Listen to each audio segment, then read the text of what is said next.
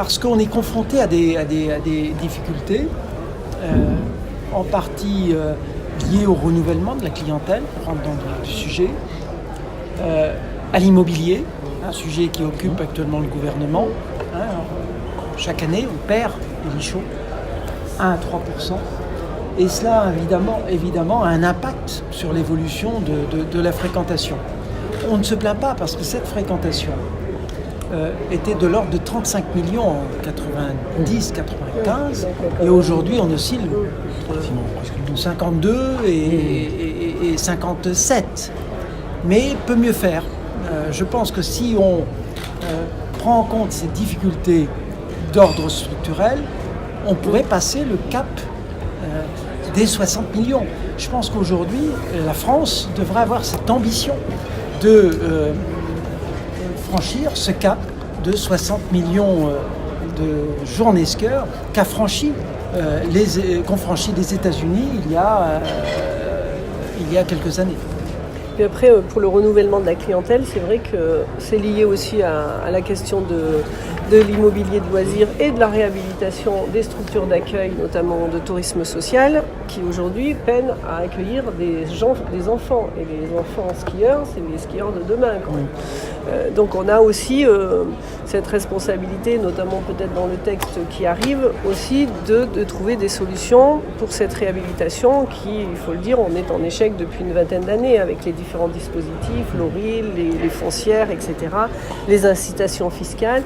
On peine quand même à sortir de vrais projets de réhabilitation ou neufs là-dessus.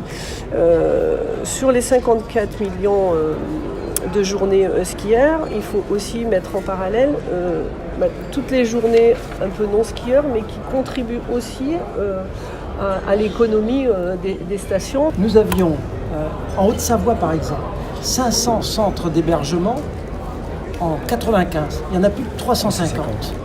On a cassé une véritable dynamique. Certes, le gouvernement, en 99-2000, constatant ce problème, a pris des mesures de façon à assouplir ces dispositions extrêmement strictes.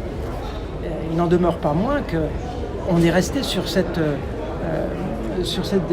difficulté. Et aujourd'hui, on s'échine, il y a des rapports, y compris parlementaires.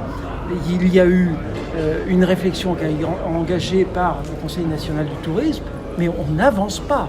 Et maintenant, je pense qu'il faut véritablement agir, mettre en œuvre un plan d'action. On est au pied du mur, c'est un sujet extrêmement important.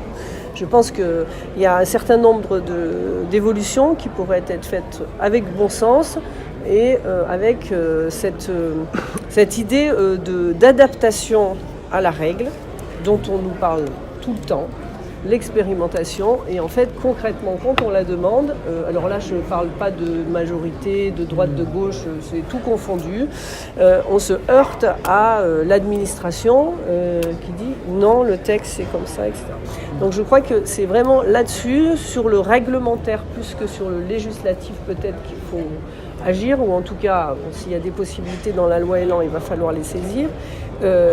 Mais vraiment, là, Pierre a raison de le dire, on est devant le mur. Si on ne fait pas aujourd'hui, c'est fini parce que ça se dégrade de manière de plus en plus importante. Et puis on a aussi ce problème de foncier et de propriété du bâti qui souvent est très morcelé et où on n'arrive pas à acquérir. Parce qu'une fois qu'on a le bâti, on trouve des porteurs de projets, on trouve des investisseurs. Sauf que souvent, on a quelques dizaines de personnes propriétaires qui ne souhaitent pas ou qui ne veulent pas, ou pour des raisons multiples et variées, se dessaisir de leurs biens.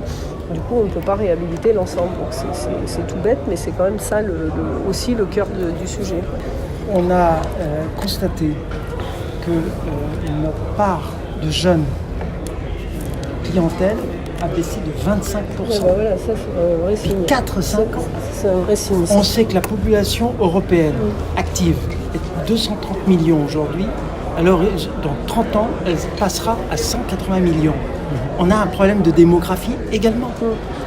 Il faut vraiment, urgemment, se saisir de ce problème. L'éducation nationale doit se saisir de ce problème. On va s'en ouvrir à M. Blanquer. il faut que l'éducation nationale la semaine dernière. désigne un référent qui mette en place une vraie politique et qui, pourquoi pas, oblige les enfants, durant leur scolarité, à pratiquer une sortie, au minimum une sortie, une clasonnette, Oui, tout bêtement. tout au moins. Et on revient pendant aux leur structures scolarité. d'accueil.